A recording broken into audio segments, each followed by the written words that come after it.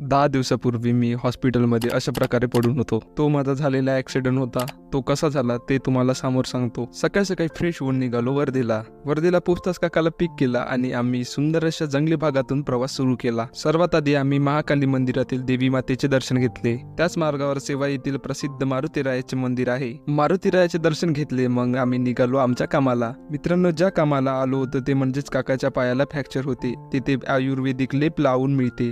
ते काम पूर्ण होताच वर्धेला परत निघालो. नंतर खरा प्रॉब्लेम झाला. जेव्हा मी एकटाच वर्धेवरून माझ्या गावाकडे येत होतो तेव्हा माझा ॲक्सिडेंट झाला. सायंकाळी 6:30 वाजता जंगली डुकरांनी धडक दिली आणि मी हॉस्पिटलमध्ये स्ट्रेचरवर आलो. पण देवाच्या कृपेने चांगलंच मी वाचलो, कारण डुकराची धडक ही खूपच जोरदार होती. घरी दुसऱ्या दिवशी थंडीमुळे खूप त्रास होत होता. मला चालायला खूप त्रास होत होता, कारण की चेहऱ्याला हातापायाला चांगलंच खरचटलं होतं. त्या दिवशी दादाने माझ्या जखमा सुद्धा साफ करून दिल्या. मित्रांनो, माझ्या चेहऱ्यावर फायबर चष्मा होता म्हणून त्याने खूप वाचलो. जाऊ द्या,